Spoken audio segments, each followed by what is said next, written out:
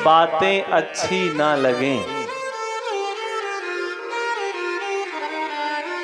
तो समझिए उसी समय आपका पतन प्रारंभ है। आप कितने ही बड़े क्यों ना हो गए हों, यहां तक कि आप 50 साल के भी अनुभवी क्यों ना हो गए हों, लेकिन अपने से बड़ा कोई उपदेश दे रहा है, कोई बात कह रहा है और सुनने में कानों को पीड़ा होने लगे तो समझिए आगे कठिनाई है, इसमें संदेह नहीं है। बार बार बिनवो मुनि तो ही। आप कल्पना करिए भगवान शंकर नारद जी से विनय कर रहे हैं। शिव को क्या आवश्यकता है नारद से विनय करने की? शिव का क्या बिगड़ना है? लेकिन अपने पुत्र का अहित ना हो, भावना केवल इतनी है।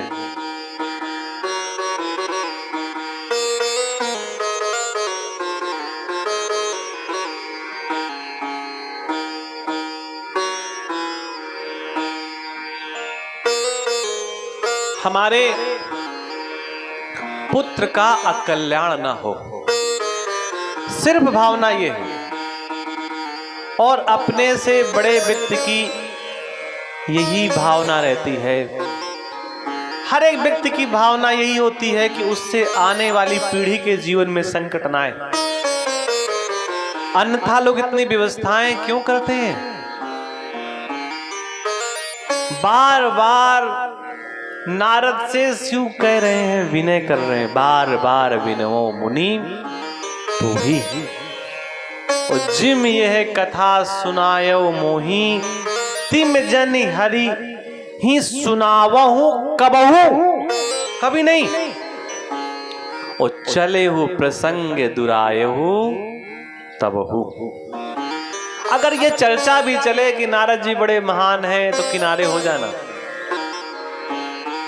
वहां ये मत कहने लगना कि हाँ हाँ मेरी ही प्रशंसा हो रही है, मेरी ही चर्चा हो रही है। ये बताने की आवश्यकता नहीं होनी चाहिए कि ये मंदिर मैंने बनवाया, ये तालाब मैंने बनवाया, ये सड़क मैंने बनवाई, ये मैंने करवाया। काम आप करिए, बताने वाले दूसरे लोग होते हैं। वो आप ना भी बताओगे तो भी बता देंगे कि ये किसने किया है। आपको विश्वास ना हो तो किसी रोड में एक बीच में खंभा गाड़ आना चुपके से, बस एक लोग देख पाए आपको, बस एक ही गांव का व्यक्ति देख पाए कि आपने किसी रोड में खंभा गाड़ा या गड्ढा खोदा है, और चुपके से चले आना।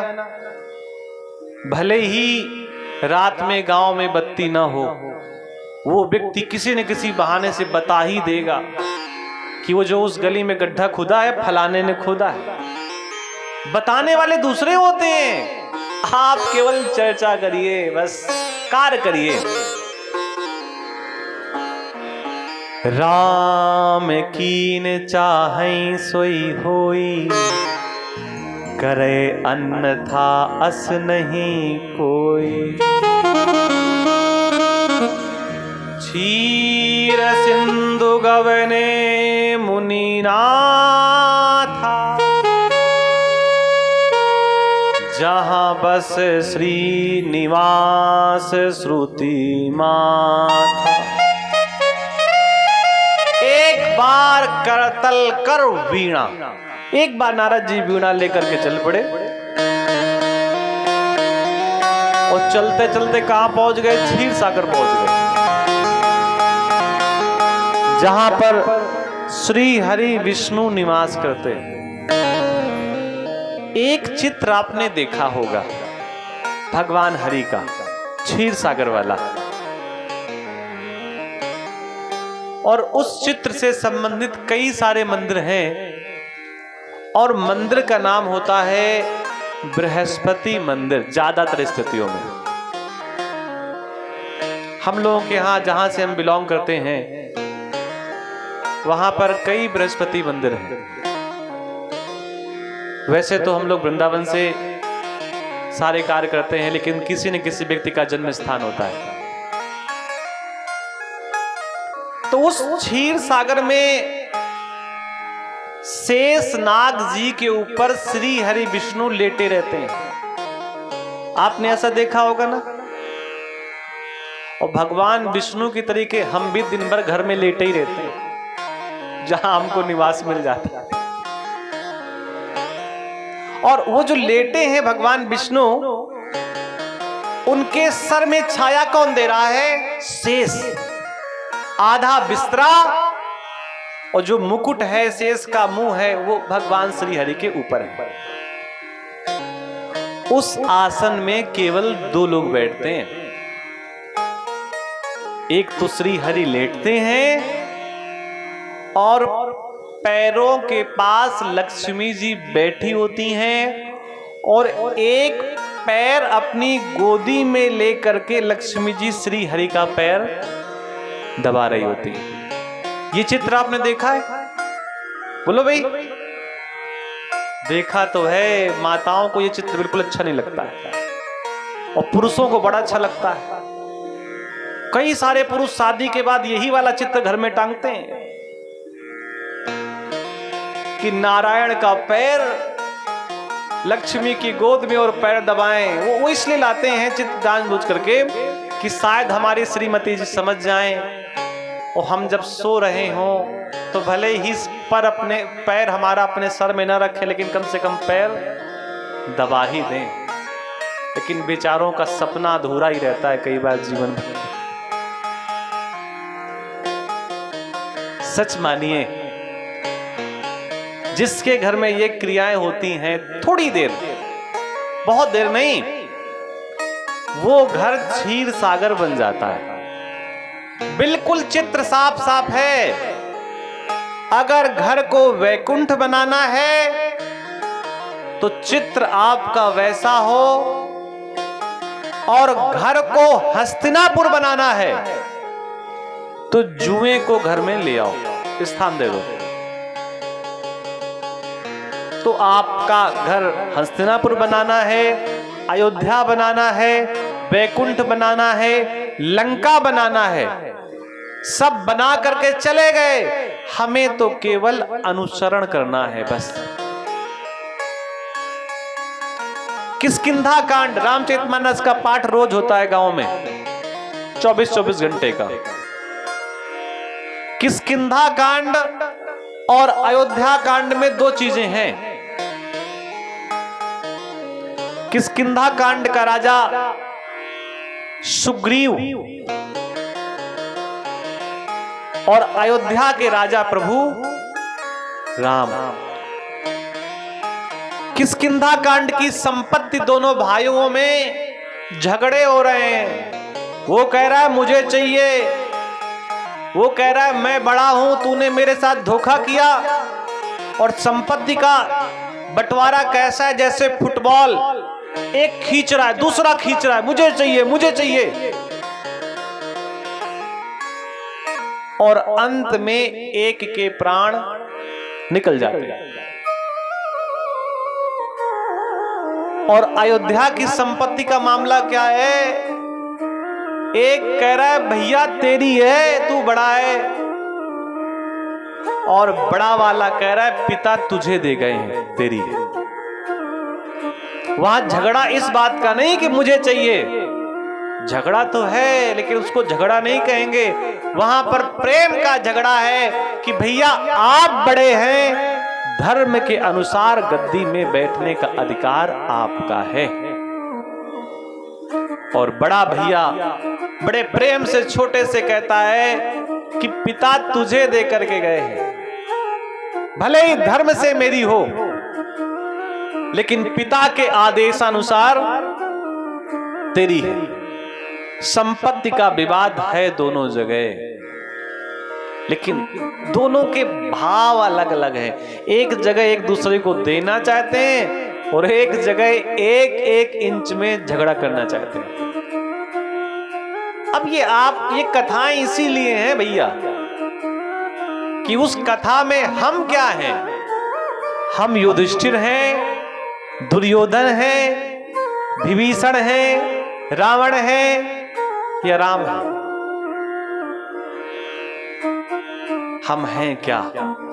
और इन कथाओं में जहां हम बिलोंग करते हैं, हमारी स्थिति भी वैसी ही कुछ होने वाली है। हरसि मिले उठि रमा निकेता। उस आसन में श्री हरि विष्णु लेटते हैं और लक्ष्मी पैरों के पास बैठी हैं। श्री हरि के लक्ष्मी पैर दबा रही हैं। वहां नारद जी पहुंचे तो पहली बार ऐसा हुआ कि नारद को देख करके श्री हरि विष्णु ने खड़े होकर के नारद को गले लगाया। पिता अगर बेटे को गले लगाने लगे और बेटा भी इस अहंकार से पिता के गले लगने लगे कि मैं बड़ा हो गया हूं, निश्चित समझिए कि बेटे से कोई भारी चूक हुई है, इसलिए पिता ऐसा कार्य कर रहा है। हर बार तो नारद जी श्री हरि विष्णु को प्रणाम करते थे,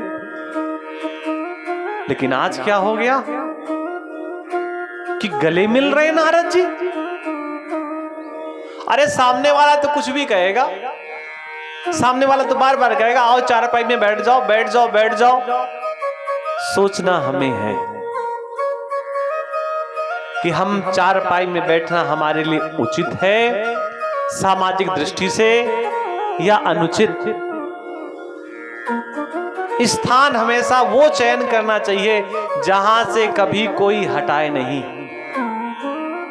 कई बार ऐसा होता है कुछ कुर्सियां वीआईपी के लिए रखी होती हैं और उस पे कोई जाकर के बैठ जाता है और अंत में जब वीआईपी आता है तो उसको उठना पड़ता है, बड़ा खराब लगता है।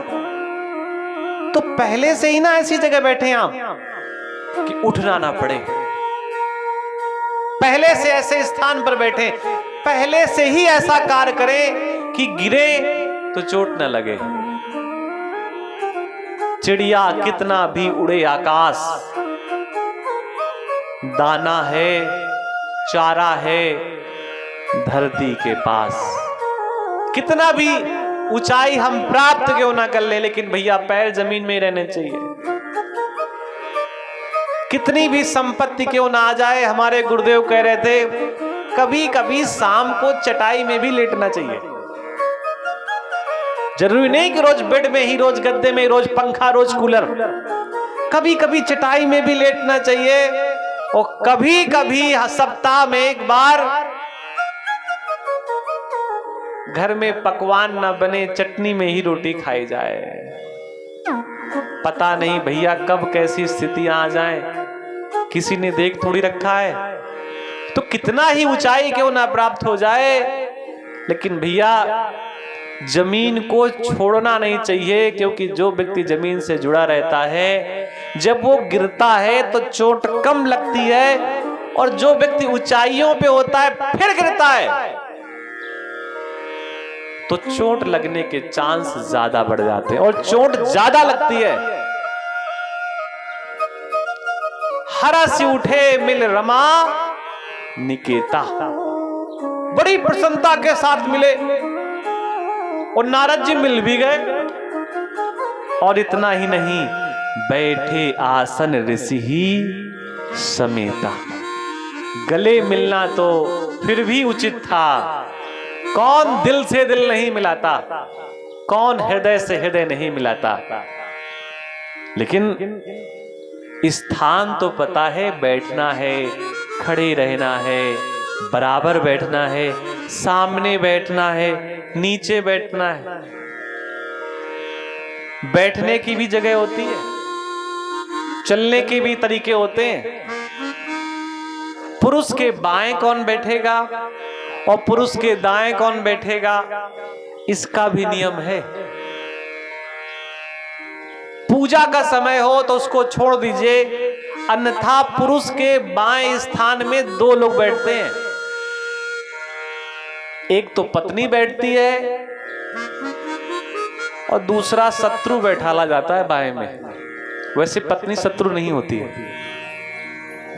ये ना सोचे, लेकिन बाएं स्थान में पत्नी ही बैठती है। और जिससे झगड़ा हो, जो आपसे बिल्कुल द्वेष रखता हो, उसको भी अपने से बाएं बैठाला जाता है। ऐसा करने से शत्रु का भी कल्याण होता है। तिलक लगाने के भी नियम होते हैं। कई गांव में जाओ, कह दो तिलक लगाओ, तो ऐसे बिंदी रखेंगे तरे घिस देंगे। उनसे कहते महाराज तरे तो बहुत पहले से ही है, कुछ ऊपर उठाओ। कुछ आते उनको लगता है सबसे बड़ी उंगली यही बीच वाली है, उसी को घुसेड़ देंगे, कटोरी में रख देंगे। अरे भैया इससे मत करो तिलक। तो उनको लगता है तर्जनी कब काम आएगी, तो फिर तर्जनी डुबोते हैं, फिर तिलक लगाते हैं। हम कहते हैं भैया मरे थोड़ी, जिंदा है, मरे आदमी को लगाया जाता है इससे। तो बोले फिर किससे लगाएं? तो हम कहते हैं अब तुम ना लगाओ, पंडित जी को दे दो, यही लगा देंगे। किससे किसको तिलक कब कैसे लगाना है। दूसरे को तिलक लगाना हो तो सबसे छोटी उंगली के बगल वाली से लगाया जाता है। माताएं अपने बेटे को तिलक कर रही हो तो छोटी उंगली से बगल वाली से तिलक करें, ऐसे बिंदी रखें और फिर अंगूठे से ऊपर की ओर घिसें। ये विजय का प्रतीक होता है। पितृपक्ष चल रहे हो, शादी नवरात्र से ठीक 15 दिन पहले, और पूर्वज की फोटो हो, वो पूर्वज जो सशरीर धरती पे नहीं है, तो उन्हें तर्जनी से तिलक लगाया जाता है। बैठे आसन ऋषिन समेता, किसके साथ कैसे बैठना है इसका भी नियम है। और नारद जी बैठ कहां गए? वहां पर जहां पर स्थान है लक्ष्मी का। लक्ष्मी के स्थान पे भैया बैठने का किसी को अधिकार नहीं, लेकिन नारद जी बैठ गए। बोले बिहसी चराचर राया, बहुते दिनन कीन मुनि दाया। अरे मुनियर, बहुत दिन बाद दया की है। अरे नारद जी भगवान विष्णु पे दया करेंगे? अब वो तो भैया जो खाओ उसी की डकारें आती रहती है। आप मूली के पराठा खाओ, बदबू मूली का देता रहेगा। जीरा की भुंजी हुई दाल खाओ तो जीरा की खुशबू आएगी। अब इनके पेट में तो वही भरा था कि मैंने काम को जीत लिया, क्रोध को जीत लिया, शुरू कर दिया वही। काम चरित नारद सब भाखे, यद्यपि प्रथम बरजी शिव राखे। शिव ने पहले ही बरज रोक रखा था कि भैया ये किसी से कहना मत, लेकिन उन्हें लगा किसी से कहना मत मतलब क्या है? अरे हम तो पूरे गांव में बताएंगे, हम तो सब जगह हल्ला करेंगे।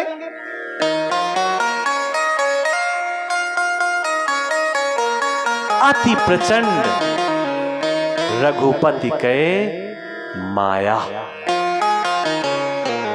जेहि न मोह अस को जग जाया। ऐसा कोई नहीं है जिसके ऊपर हरि की माया अपना प्रभाव ना दिखा सके। बहुत दिन बाद मुनिवर दया की, बहुत दिन बाद मुनिवर कृपा की। आप बताओ कैसे आए, क्या चल रहा है, क्या स्थितियां हैं? श्री हरि विष्णु ने कहा, अरे नारद, आजकल तो हम तुम्हारा ही नाम जप रहे हैं, हमारा नाम जपना ही लोगों ने बंद कर दिया है। रूख बदन कर बचन मृदु, बोले श्री भगवान, तुम्हारे सुमिरन ते मिटाई। अब राम के सुमिरन से नहीं, अब कृष्ण और शिव के सुमिरन से नहीं, तुम्हारे सुमिरन। और तुम्हारे कौन? नारद। तुम्हारे सुमिरन ते मिटही, मोह मार मद मान।